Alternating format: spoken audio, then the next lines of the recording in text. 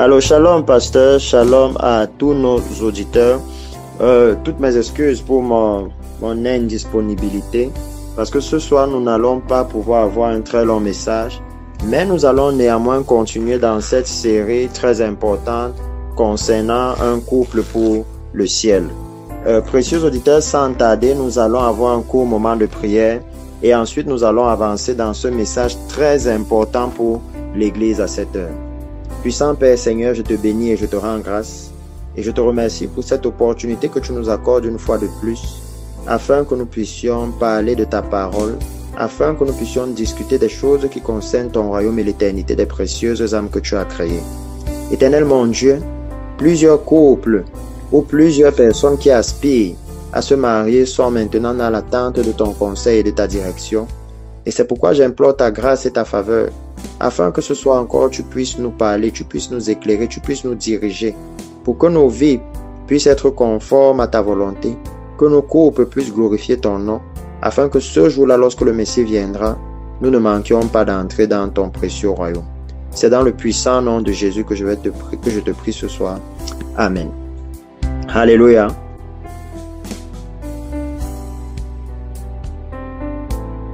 Amen. Donc, Pasteur Elvis, ce soir, je voudrais commencer par prendre les questions, s'il y a des questions, avant de pouvoir continuer dans ce message avec l'Église. Ce message qui ce soir, une fois de plus, nous allons essayer d'approfondir un peu plus sur le choix du conjoint, parce que c'est quelque chose d'exceptionnel, c'est quelque chose d'important pour l'Église, c'est une passe à ne pas manquer. Et je vais donner directement ici à la fin des conseils pratiques, des choses pratiques à mettre sur pied lorsque le couple, lorsque les deux personnes doivent entamer les choses préliminaires pour le couple pratique à mettre sur pied. Donc, je suis prêt s'il y a des questions pour que nous puissions les aborder avant de pouvoir amener un court message à l'église ce soir.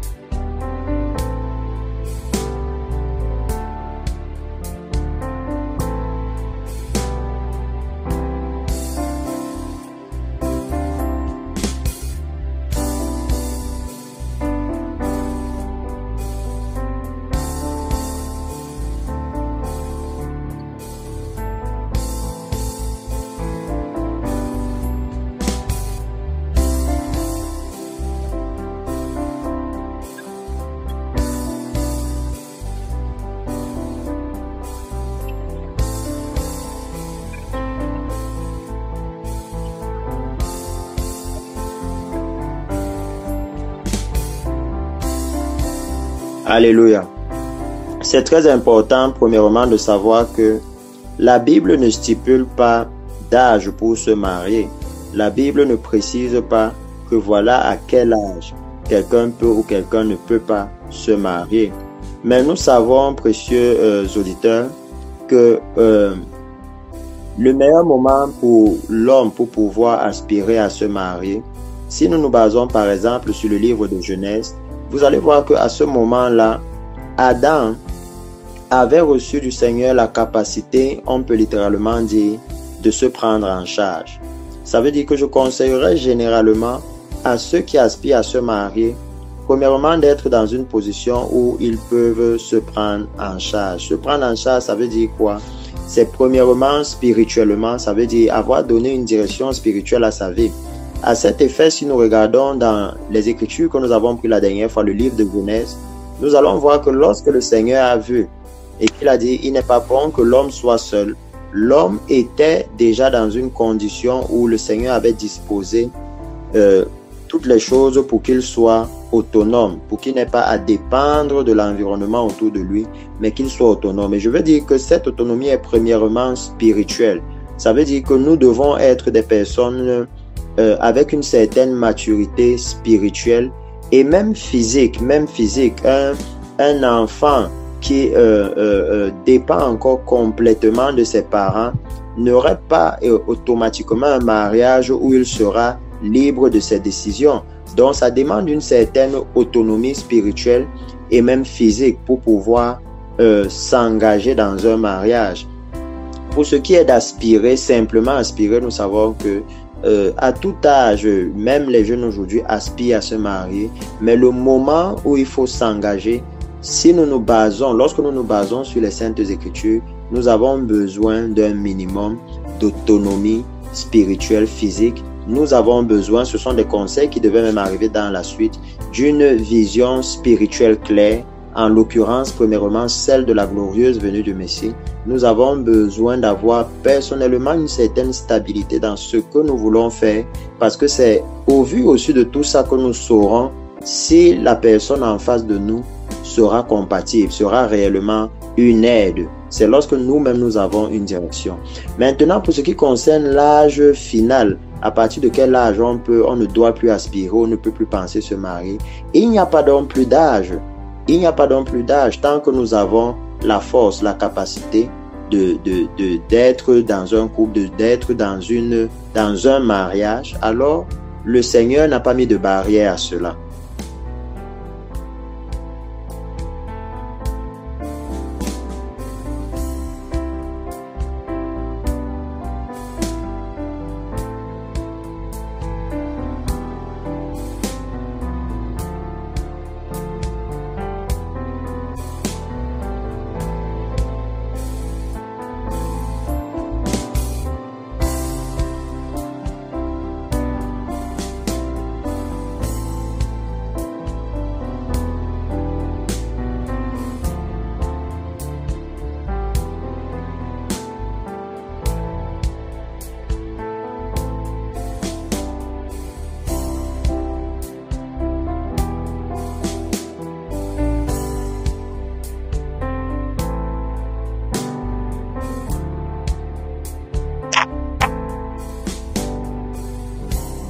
Amen.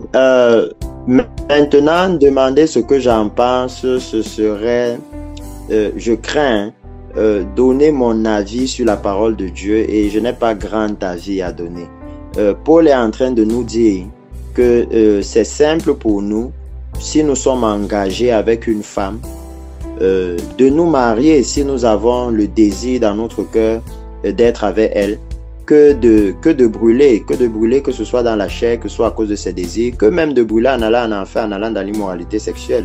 Donc, je pense qu'il n'y a pas grand-chose à dire dessus, mais c'est simplement que le Seigneur nous exhorte à faire le choix qui sécurise notre salut.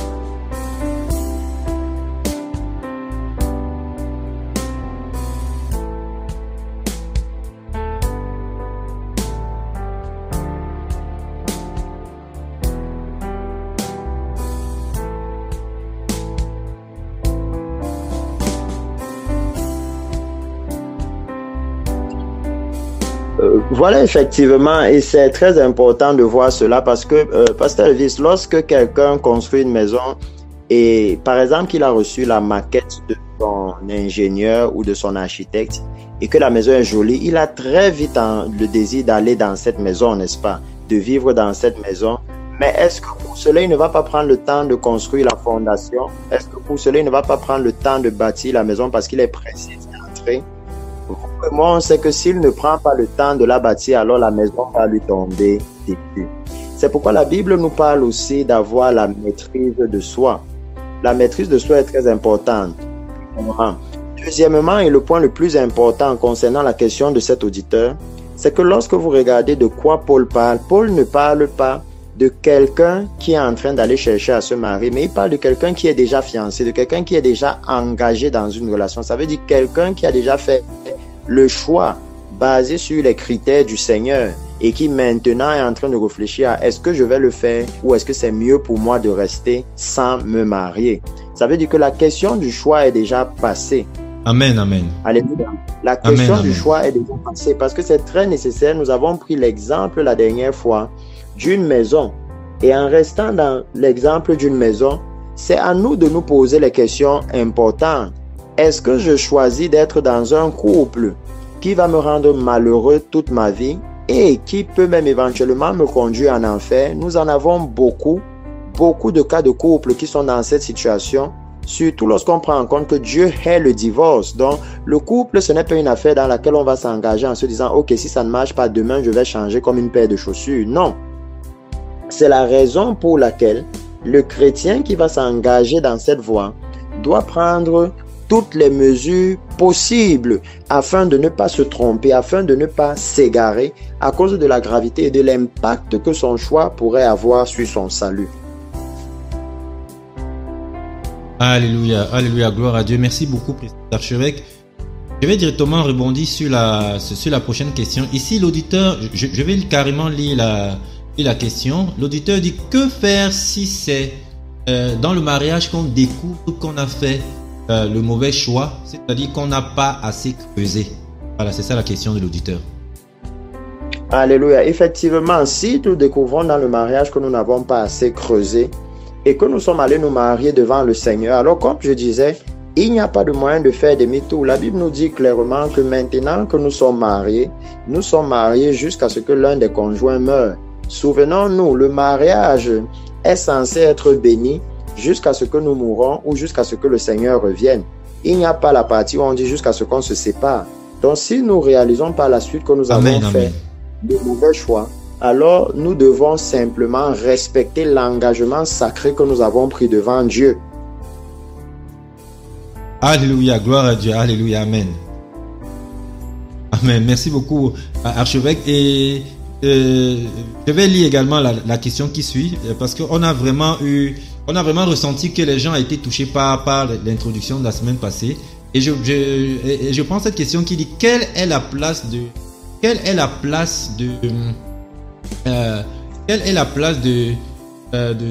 sentiment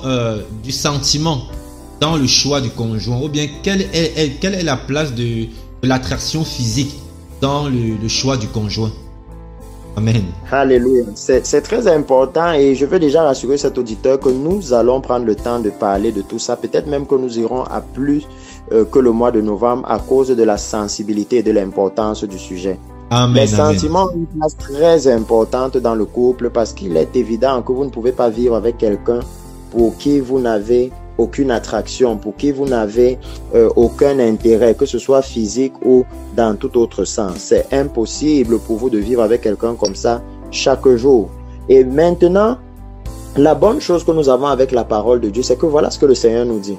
Il nous dit dans le livre de Philippiens, ayez en vous les sentiments qui étaient en Christ. Ça veut dire que, quels que soient les sentiments que nous avons, nous devons nous assurer qu'ils sont conformes à ceux du Seigneur.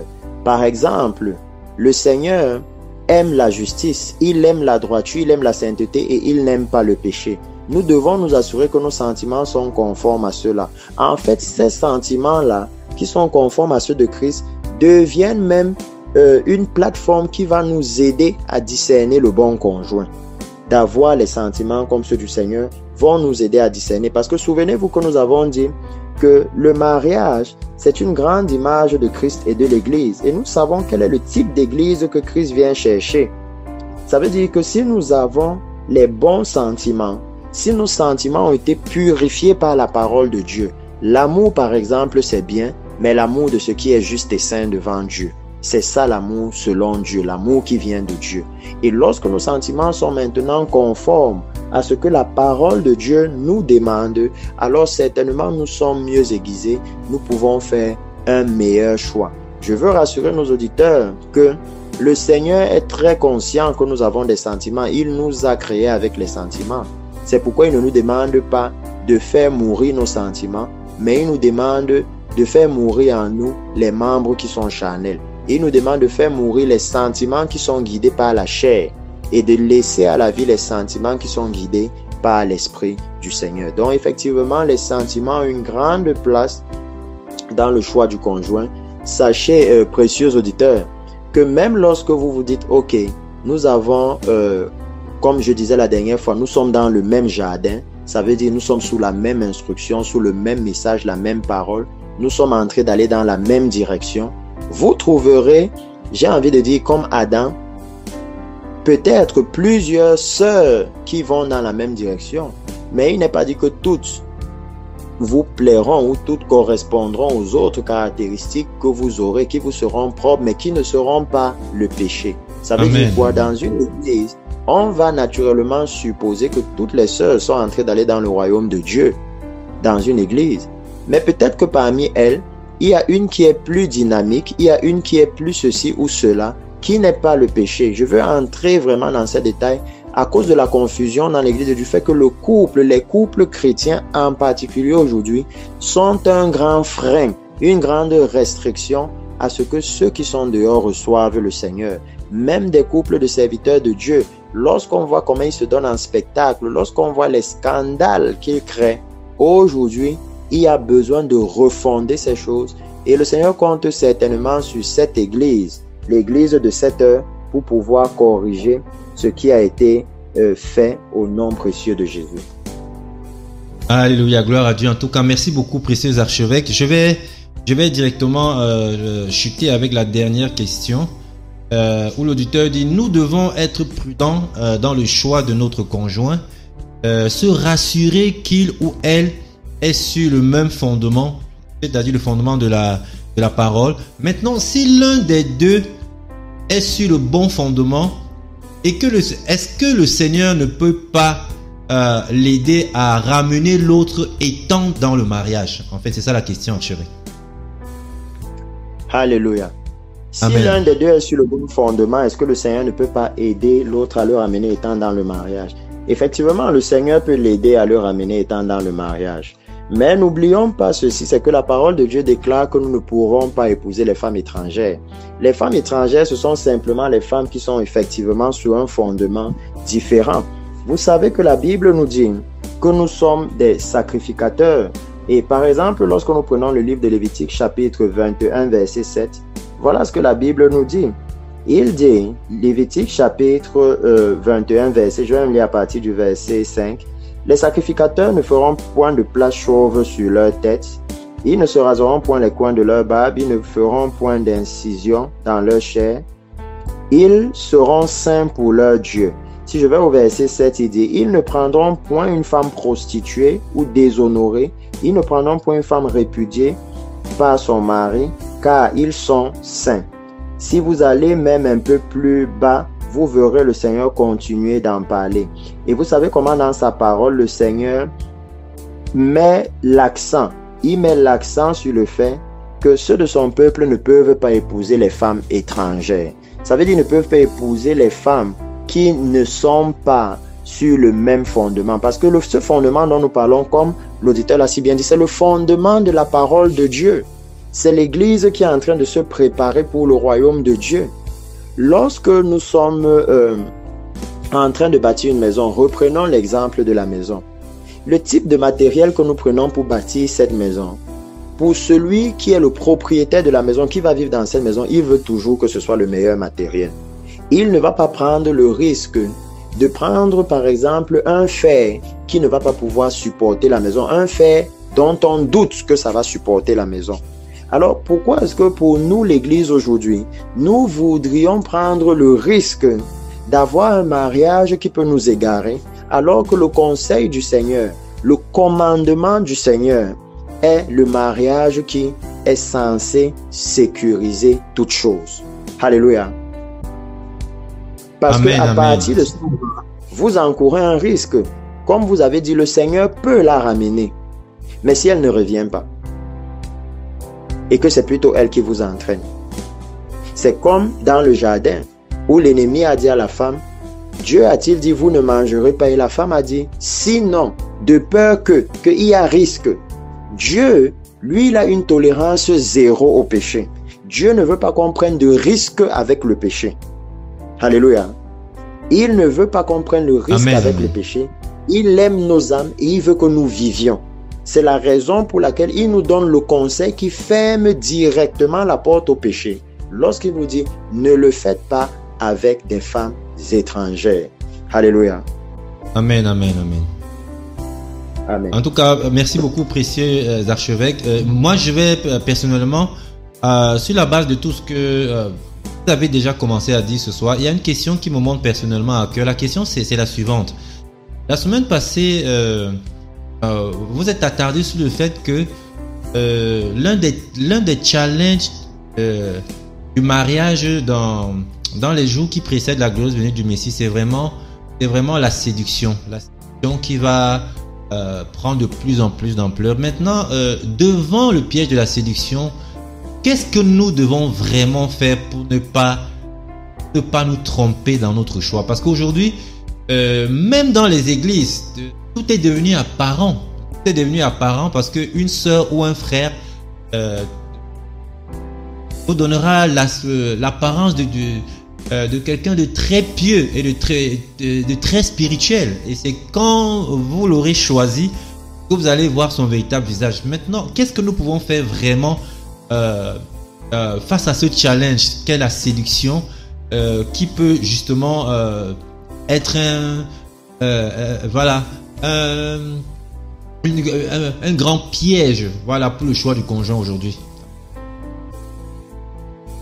Alléluia. Ça, c'est une question très intéressante et je vais dire que c'est la question même à laquelle nous sommes naturellement en train de répondre. C'est comment gérer ce challenge, parce que nous avons lu comment dans les Écritures, le Saint-Esprit peut dire à cause des temps dans lesquels nous sommes.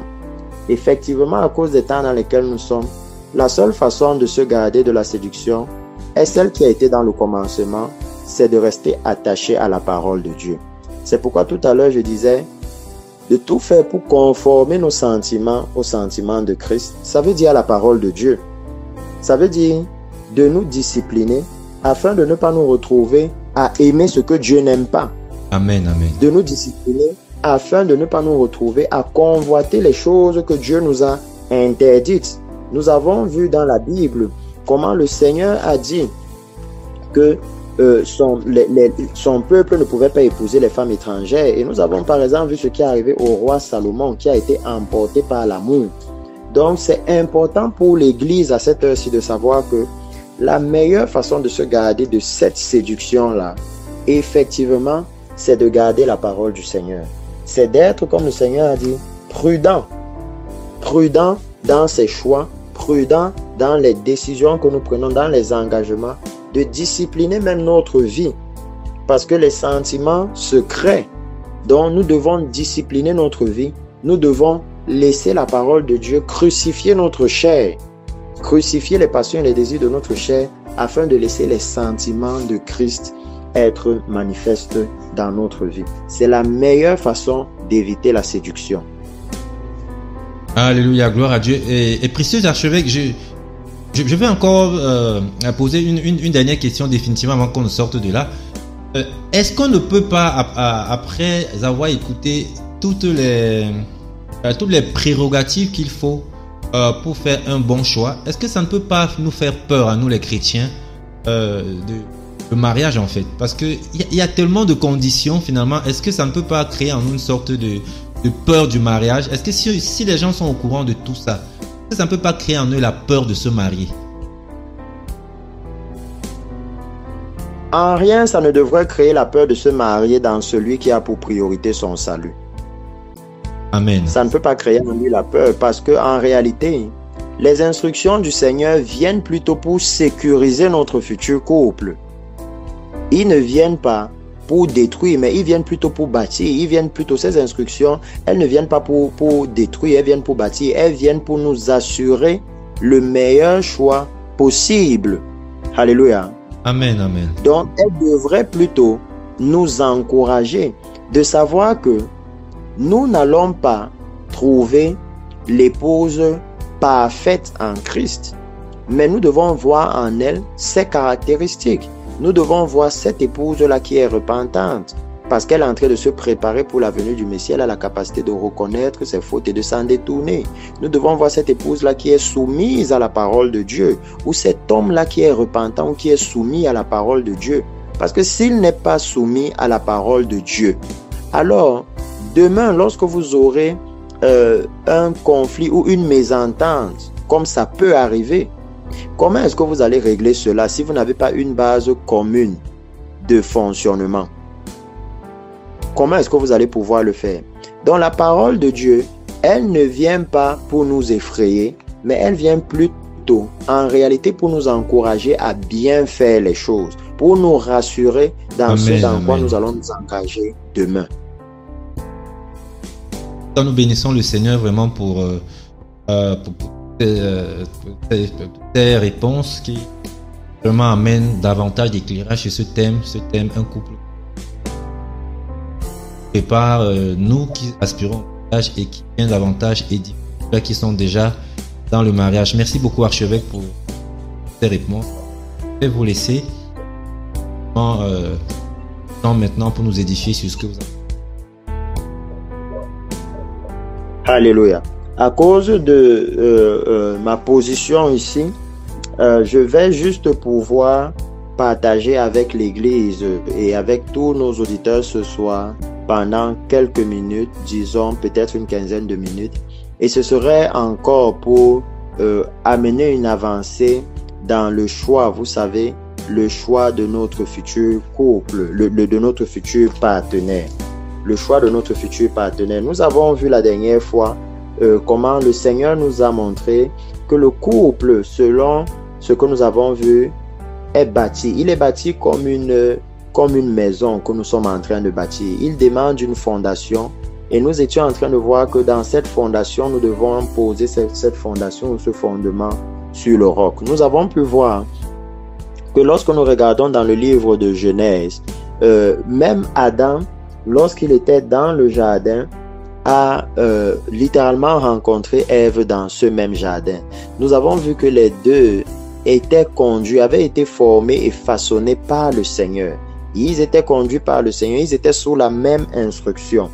Et lorsque nous lisons cette écriture dans le livre de Genèse chapitre 2, nous pouvons voir comment la Bible va nous dire que le Seigneur a fait passer les animaux devant l'homme.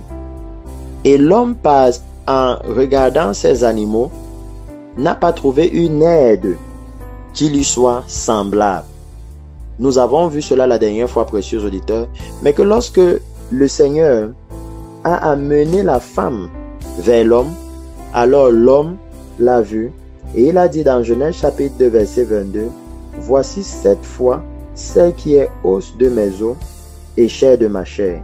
On l'appellera femme parce qu'elle a été prise de l'homme. » Et vous vous souvenez, la Bible dit que pour ceux-là qui vont entrer dans le royaume des cieux, ils seront un même esprit avec le Seigneur. Cela veut dire que ça demande aussi à l'Église surtout de s'assurer, lorsque nous allons avoir un conjoint, que nous sommes un même esprit avec le conjoint. Vous savez, dans le mariage juif, on pouvait investiguer. Et c'est pourquoi je disais tout à l'heure que, à cause du temps dans lequel nous sommes, tel que la Bible le mentionne, c'est nécessaire pour les chrétiens d'investiguer. C'est nécessaire pour l'Église de tout faire pour ne pas être une Église charnelle à cette heure. Souvenez-vous, lorsque vous regardez par exemple les caractéristiques d'Adam ici, vous allez voir que Adam représente ici le chrétien né de nouveau. Le chrétien qui est complètement soumis à l'autorité du Seigneur. Vous voyez que même pour le couple, même pour se marier, Adam a littéralement permis au Seigneur de lui trouver une conjointe, de lui trouver quelqu'un qui pouvait lui correspondre. C'est quelque chose qui n'existe plus aujourd'hui dans l'Église. La rébellion a gagné l'Église et chacun va de son plein gré, va dire non, c'est le Seigneur qui m'a parlé. C'est le Seigneur qui m'a parlé. Mais lorsque nous allons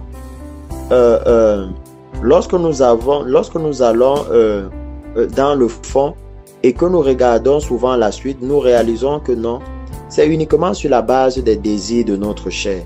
C'est pourquoi j'ai dit que pendant ces sessions d'enseignement, nous aurons des conseils pratiques où l'Église peut réaliser que ce n'est pas sur la base de le Seigneur m'a parlé que Adam s'est marié. Ce n'est pas sur cette base-là.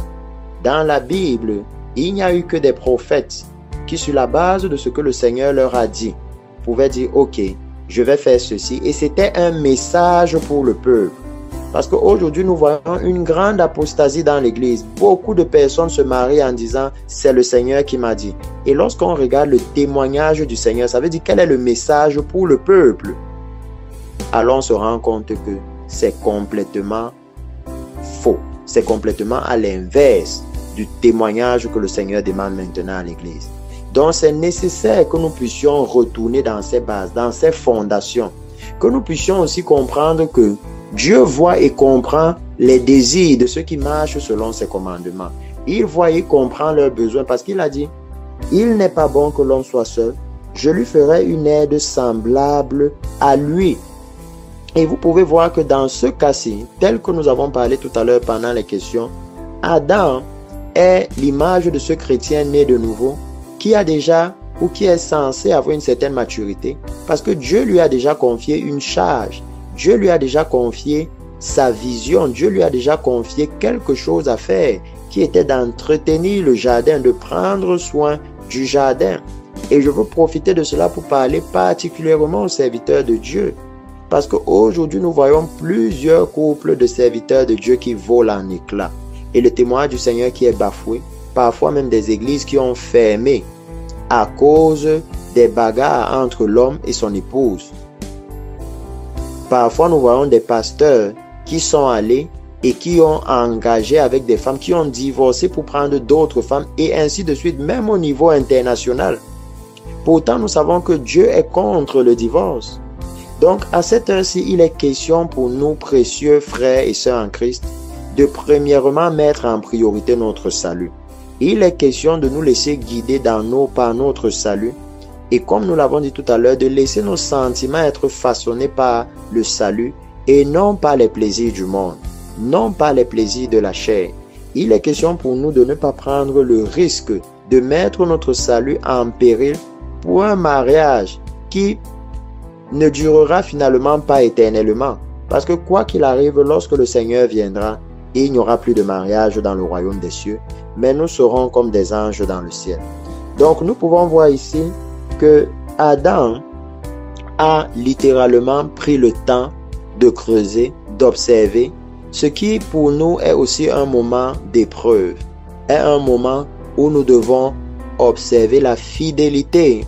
Et j'ai envie de le dire comme ça, parce que quelqu'un peut demander, mais comment je peux voir si elle m'est fidèle alors que nous ne sommes pas encore engagés? C'est le moment pour nous pour observer sa fidélité envers le Seigneur. Parce que si elle est fidèle au Seigneur, alors elle vous sera fidèle. S'il est fidèle au Seigneur, alors il vous sera fidèle par crainte de l'Éternel. La crainte de l'Éternel doit être le fondement, la base de la chose.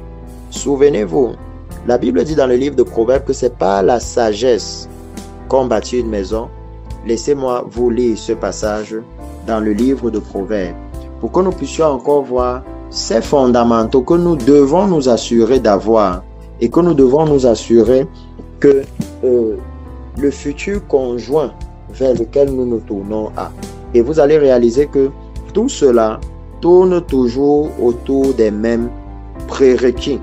Ces prérequis qui sont la justice, qui sont la droiture. Ces prérequis qui sont que nous devons être dans le même jardin. Nous devons être dans la même maison. Nous devons être dans la même doctrine, dans le même enseignement. C'est autant de choses. Et surtout, je veux rappeler à ceux qui nous écoutent ou qui pourront écouter cette émission plus tard, que lorsque nous parlons du même enseignement, ce n'est pas qu'il y ait plusieurs enseignements, non.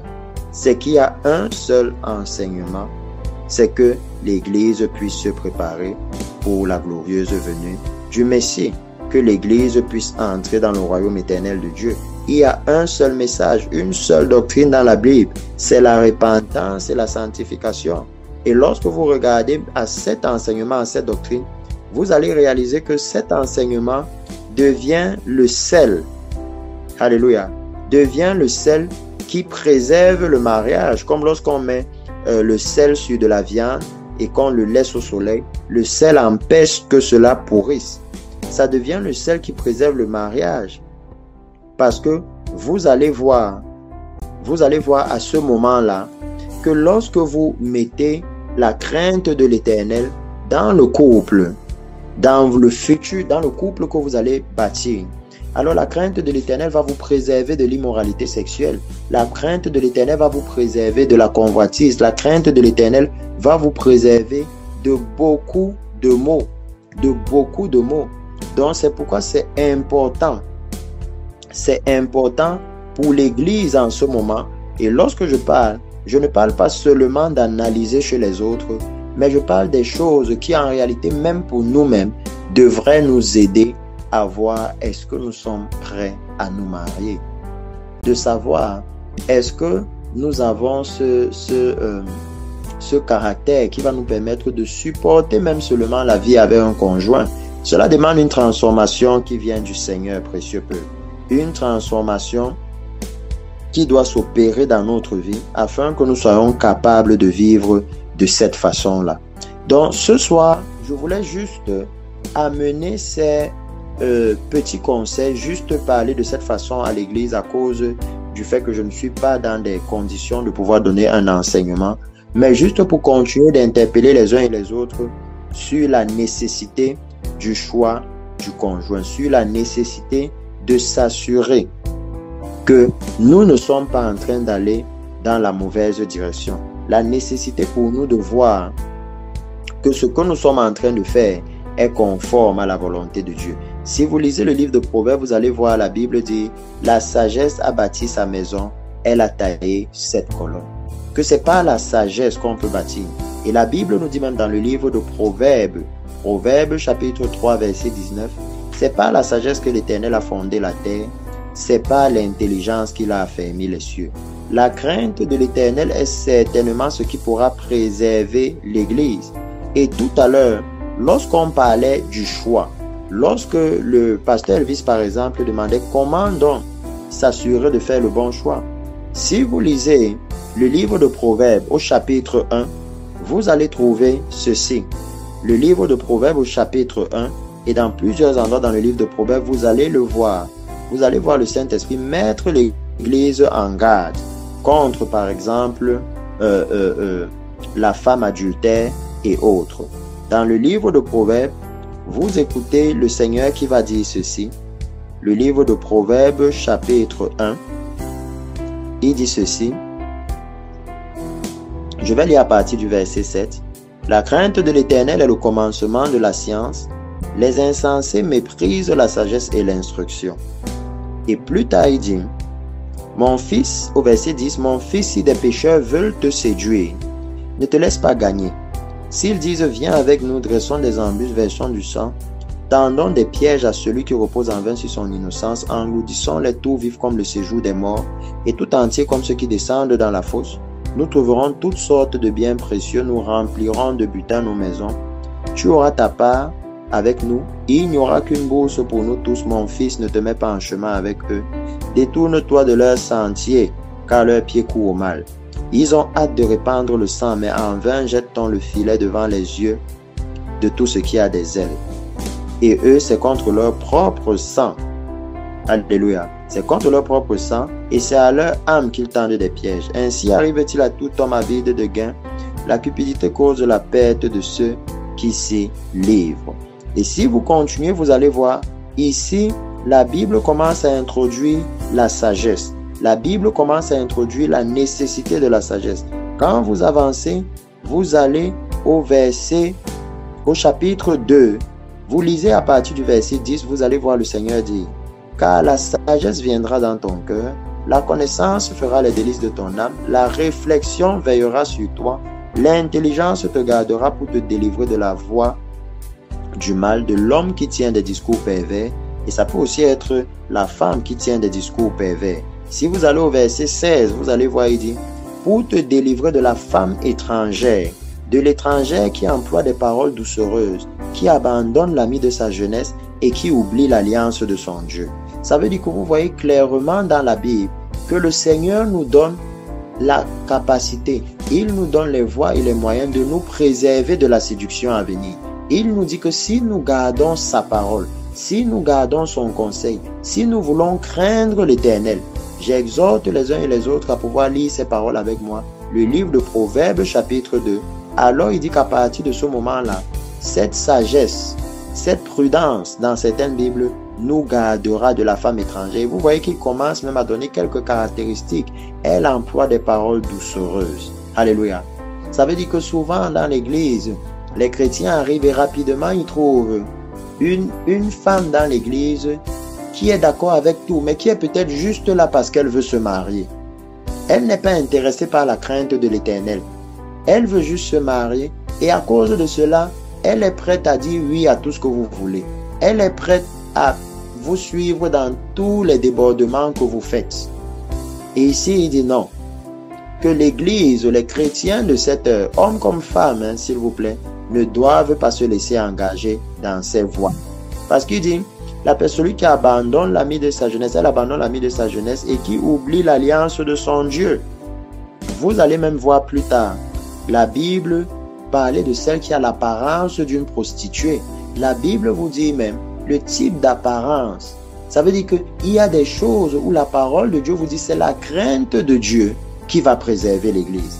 Ça veut dire que pour nous qui voulons, pour ceux qui veulent se marier et qui veulent avoir un couple qui sera bâti sur la bonne fondation, le Seigneur nous dit à cette heure que la crainte de Dieu est la base. Lorsqu'il dit qu'il a conduit Adam dans le jardin, c'est la crainte de Dieu qui nous rend capables, qui nous permet d'être dirigés par le Seigneur, la crainte de l'Éternel. Alors c'est pourquoi à cette heure-ci, le Seigneur élève la crainte de Dieu. Le Seigneur demande que les couples chrétiens puissent restaurer au milieu de la crainte de Dieu. Le Seigneur demande que ceux-là qui ne sont pas encore mariés puissent établir dans leur vie la crainte de Dieu. La crainte de Dieu est sans aucun contexte, sans aucune contestation, ce qui va vous permettre de pouvoir faire le bon choix. La crainte de l'Éternel. Alléluia. Et comme je vais clôturer ici aujourd'hui, je vais partager quelques étapes préliminaires, des choses très importantes, mais j'espère que tous nos auditeurs comprennent très bien la gravité que les deux personnes soient sous une même doctrine. Et le conseil que je vais donner, c'est que les deux personnes ne soient pas sous une même doctrine là où c'est l'un des conjoints qui est en train d'enseigner l'autre. C'est important pour nous-mêmes, afin que les choses soient bien bâties, de ne pas prendre le risque d'avoir un conflit d'intérêts, de ne pas prendre le risque, parce que vous savez, comme le pasteur Elvis disait tout à l'heure, les sentiments, de ne pas prendre le risque à cause des sentiments, de ne pas faire les choses comme il faut. Souvenons-nous que dans le futur, c'est nous qui allons vivre dans le couple. Même le pasteur qui va prier ou sanctifier votre mariage ne vivra pas dans ce couple. Même quand vous allez venir le voir ou pour lui dire à minuit, oh voilà la situation est ceci et cela, il va prier pour vous, mais ce n'est pas lui qui est dans cette situation. Donc c'est vraiment nécessaire que les chrétiens puissent avoir une discipline à cette heure et surtout bâtir dans leur vie la crainte de l'Éternel. Donc je conseillerais à ceux qui s'engagent dans le couple à pouvoir prendre le temps de joindre leur pasteur d'origine, leur pasteur responsable, et de faire connaître leur intention au pasteur, à pouvoir écouter le conseil de leur pasteur, à pouvoir se laisser guider ou conseiller par leur pasteur. Parce qu'aujourd'hui dans l'église, vous savez, beaucoup de chrétiens se retrouvent dans des situations où ils se sont embarqués tout seuls et après ça devient compliqué. Et que les pasteurs, eux aussi à leur tour, ne se fient pas à leurs rêves, à leurs songes, à leurs visions. Non. Qu'ils aillent investiguer. L'investigation du candidat lui-même ne suffit pas. Laissez-moi vous dire des choses, précieux auditeurs. Les sentiments aveugles. Les sentiments aveuglent beaucoup. Donc que le pasteur lui-même puisse investiguer, puisse s'assurer au maximum qu'il peut de la sainteté dans ce qui va s'engager. Alléluia. Et je conseille que lorsque nous allons entrer, lorsqu'ils vont entrer, lorsque le pasteur va pouvoir voir. Parce que tout ça, souvenez-vous, c'est le Seigneur qui a amené Ève vers Adam. Ça veut dire que le Seigneur était impliqué. Mais le Seigneur n'a pas fait le choix pour Adam. Non, il était impliqué. Il a pu diriger, conseiller. Il a pu présenter. Alléluia. C'est autant de choses que précieux peuple du Seigneur, impliquez votre leadership spirituel. Impliquez votre leadership spirituel. Et c'est pourquoi ça demande souvent une bonne dose de crucifixion de la chair.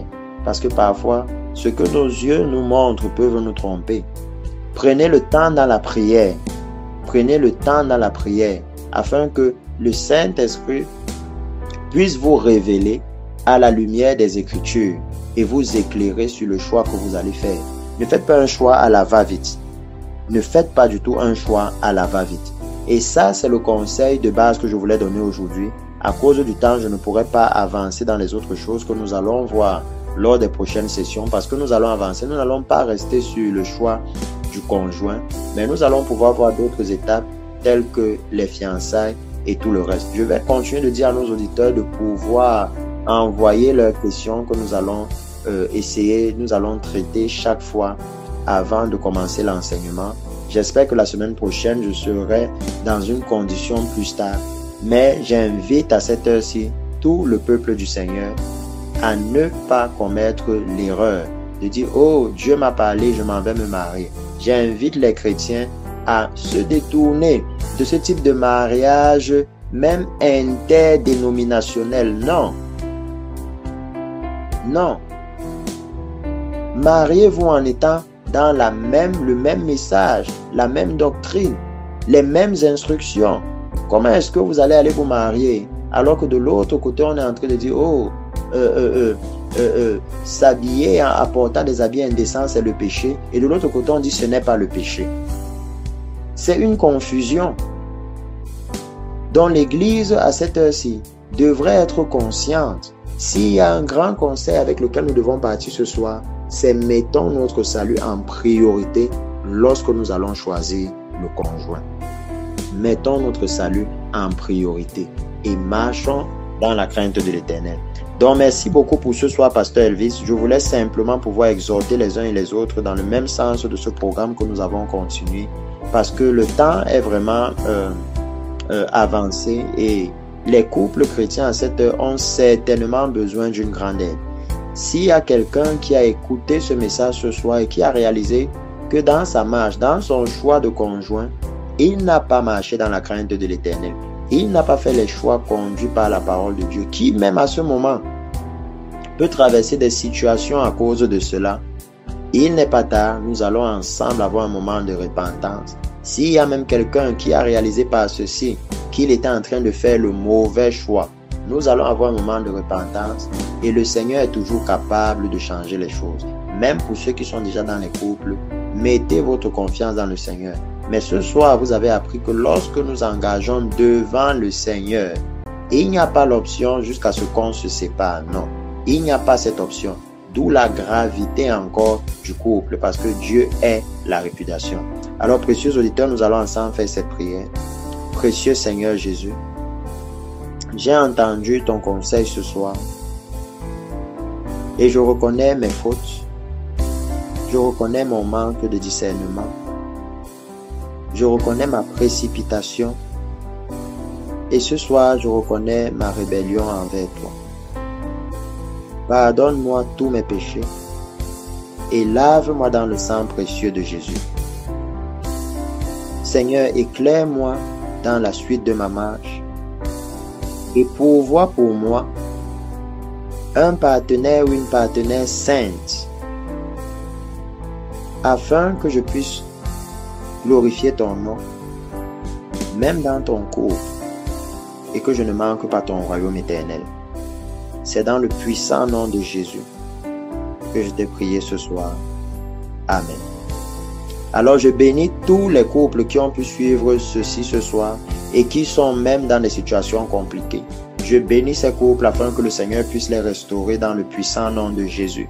Et je vous demande maintenant que si vous êtes marié dans ces conditions-là, qui ne sont pas bonnes pour votre croissance spirituelle, alors vous avez l'opportunité maintenant, même en couple, d'aller et de vous repentir, de vous mettre sur le même fondement, le fondement de l'entrée dans le royaume éternel de Dieu, le fondement de votre salut, afin que vous puissiez trouver la paix dans le couple. Parce que ce soir, le grand conseil pour les couples qui sont déjà mariés, c'est que lorsque vous êtes sur deux fondements différents, vous n'avez pas une même base de jugement. Vous n'avez pas une même base de fondation pour résoudre vos problèmes. Vous avez des compréhensions différentes. Pourtant, lorsque vous êtes basé sur la même vision, l'entrée dans le royaume éternel de Dieu, souvenez-vous, c'est la seule vision que vous pouvez avoir dans vos cœurs et qui peut vous maintenir dans une vie uniforme, dans une vie de couple jusqu'à ce que le Seigneur vienne. Toutes les autres choses vers lesquelles vous allez tourner vos yeux vont toujours finir par vous séparer. Donc, précieux auditeurs, que le Seigneur vous bénisse abondamment. Nous allons nous retrouver mardi prochain. Shalom, shalom.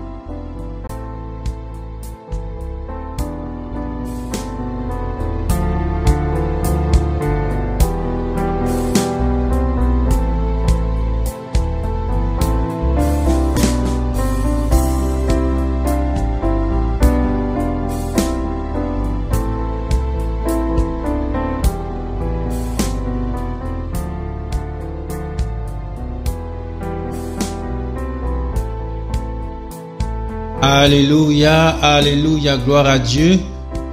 Précieux auditeurs, dans ce studio, je suis vraiment émerveillé. Et ce que je vais faire maintenant, c'est que je vais simplement acclamer la parole de Dieu. Ça, c'est magnifique. C'est ça la parole de Dieu, précieux auditeurs. C'est puissant d'écouter la parole de Dieu dans cette dimension. Et c'est vraiment hyper édifiant ce que le Seigneur est en train de nous donner en ce moment. C'est magnifique. C'est ça la parole de Dieu. La Bible va dire dans le livre de Psaume, ta parole est une lampe à mes pieds. Et ce soir, nous bénissons le Seigneur parce que la parole de Dieu est cette lampe.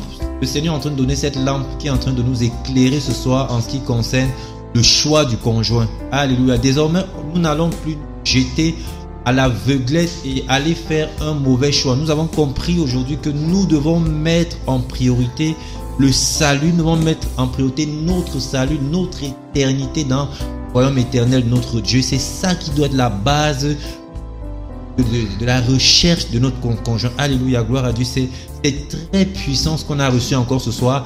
On n'a pas été long, l'archevêque n'a pas été long ce soir, mais on a encore reçu du costaud. Et je veux vous annoncer, précieux auditeurs, vous avez la possibilité d'envoyer toutes vos questions. Certainement, après cet enseignement, après ce temps d'édification, vous avez certainement des interrogations qui vous montent à cœur, des choses que vous n'avez bien saisies et vous aimerez comprendre, même par rapport à votre couple. Vous êtes déjà en couple et puis il y a des choses que vous ne comprenez pas, peut-être que vous êtes en difficulté. Vous avez la possibilité d'envoyer vos questions.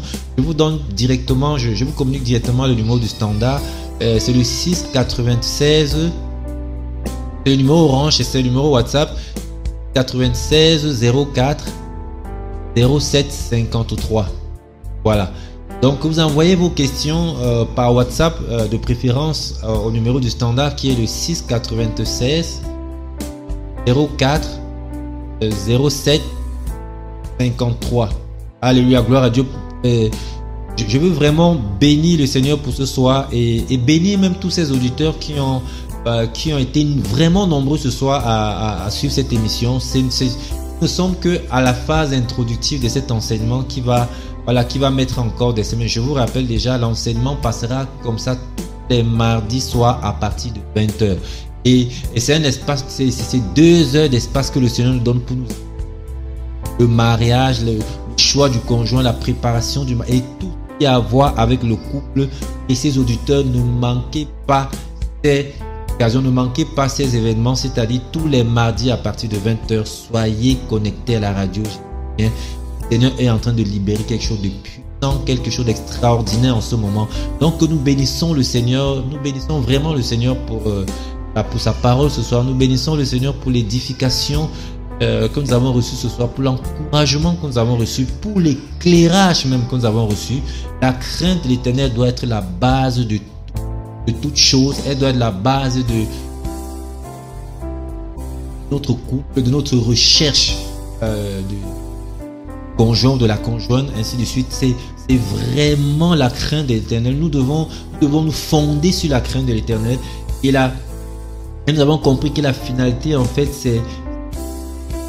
la finalité du mariage, c'est entrer dans la félicité éternelle, dans la paix et la joie éternelle, c'est-à-dire le royaume éternel de notre Dieu. Voilà, donc si nous nous marions, c'est pour pouvoir entrer dans la félicité, pour pouvoir vivre éternellement dans la paix et la finalité du mariage. Et c'est à ça que nous devons aspirer. Vraiment, le Seigneur est en train de faire du bien. Nous bénissons le Seigneur pour ce soir, précieux auditeurs. Vraiment que le Seigneur qui avait été nombreux à être connectés à cette émission. Nous sommes parvenus à la fin et je vous redonne le numéro de standard où vous pouvez envoyer vos questions avant la prochaine session qui aura lieu mardi à partir de 20h. Vous avez la possibilité d'envoyer vos questions. 16 04 07 53 96 07. Alléluia, gloire à Dieu. Prie que vraiment soyez bénis, soyez encouragés et invitez d'autres frères et sœurs, d'autres personnes à pouvoir se connecter, recevoir du Seigneur mardi prochain. J'ose croire que nous sommes afin de véritablement faire que le Seigneur est en train de donner aujourd'hui. Et croyons qu'à la fin de cet enseignement, vraiment, on sera assez outillé, on aura vraiment les outils pour être sûr de faire bon choix pour les personnes qui aspirent encore au mariage et les personnes qui sont déjà mariées. À la fin, ils auront les outils, voilà, pour rester au mariage. Ils auront les outils pour davantage fortifier, davantage bâtir leur mariage sur le roc. Alléluia, gloire à Dieu. C'est vraiment magnifique ce que le Seigneur est en train de faire. Donc, précieux auditeurs, bonne soirée et on se revoit mardi prochain pour la suite de cet enseignement. Shalom, shalom.